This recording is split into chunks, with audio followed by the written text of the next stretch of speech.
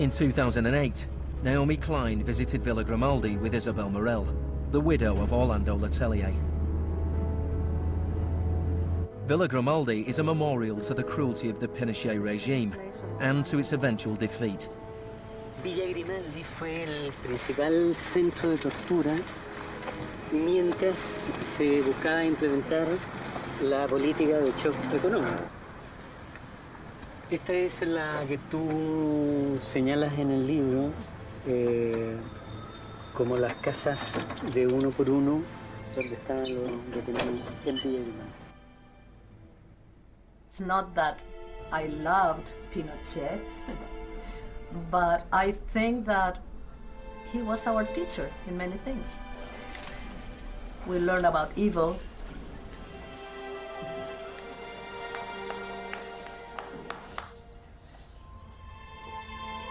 In 1998, Pinochet was arrested while he was in London.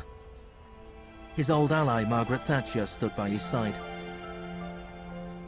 I know how much we owe to you.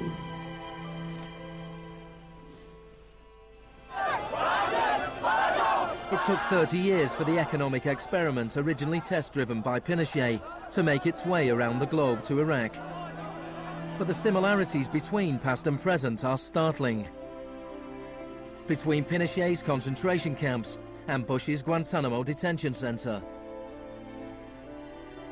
Between the disappeared in Chile and those in Iraq. Between the experiments of Ewan Cameron and the torture meted out on the prisoners of Abu Ghraib. These are the days and hours. He erased all the past. That's why he gave electroshocks. All the past from the patient, and he would implant some new ideas. But Janine resisted. In 1988, the CIA agreed to pay compensation to Janine and other victims of Ewan Cameron's experiments. Janine, are you proud that they tried to break you and that you have fought so hard and won? In a way I am. In a way I am. Because I must have some willpower seeds in me. It is very, very hard to fight a government. People would tell me, Janine, you don't fight a government. What's the matter with you? They're too big. But I had faith that we would win.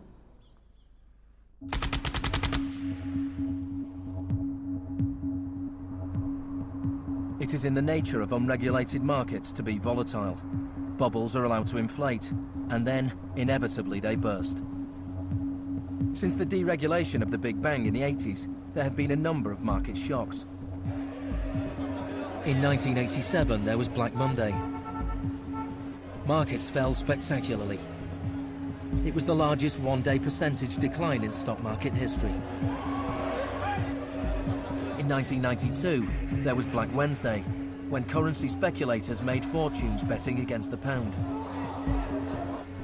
In 1997, there was the Asian contagion. In 1 year, $600 billion disappeared from the stock markets of Asia.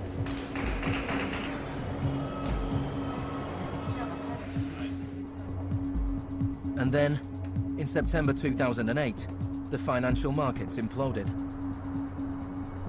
The market is not functioning properly.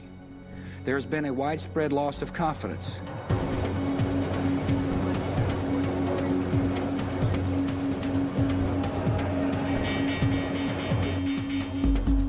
On September the 15th, Lehman Brothers filed for Chapter 11 bankruptcy protection. Yet only 1 week later, it was announced that workers at their New York office would share $2.5 billion in bonuses.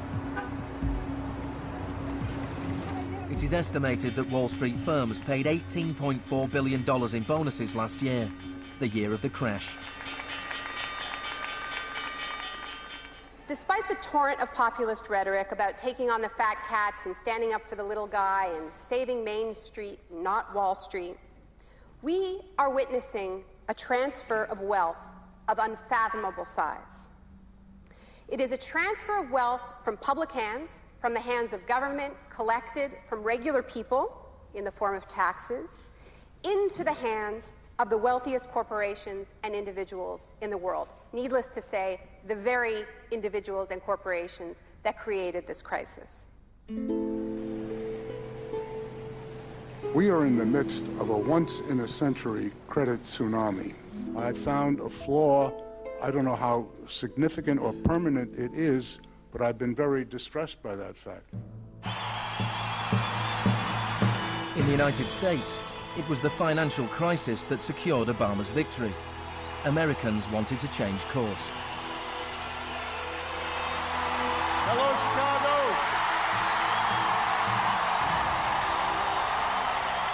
This crisis is clearly understood by almost everyone as being the direct result of this particular ideology of deregulation and privatization.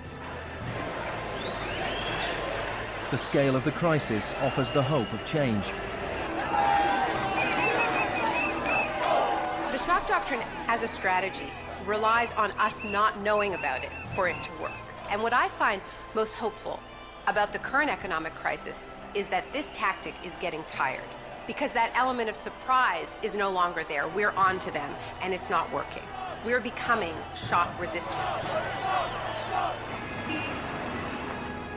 The last time the world suffered a financial crisis as severe as this, people turned to the Keynesian policies of the New Deal. Let me assert my firm belief that the only thing we have to fear is fear itself. More than 1 million people came to Washington to hear Obama's inauguration speech.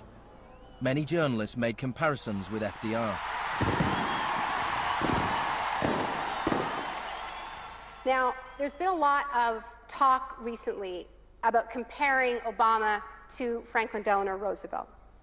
So I want to talk a little bit about FDR, because there's a great FDR story, and it could be an apocryphal one, about when he would be visited by some progressive organization or a union, and they would be proposing some new progressive policy that they wanted to be part of the New Deal. And he would hear them out, and he would listen to them, and then at the end he would say, "Now go out there and make me do it." And they did. In 1937, which was a pivotal year for the New Deal, do you know how many strikes there were in this country? 4,740 strikes, lasting an average of 20 days. Do you know how many strikes there were in 2007? 21. Now, the other reason to remember this history of struggle is that it tells us something very important, something that we need to remember at this moment when so much is at stake. It teaches us that if we want responses to this economic crisis that leave us with a world that is healthier, that is more just, that is more peaceful, we are going to have to go out there and make them do it. Thank you.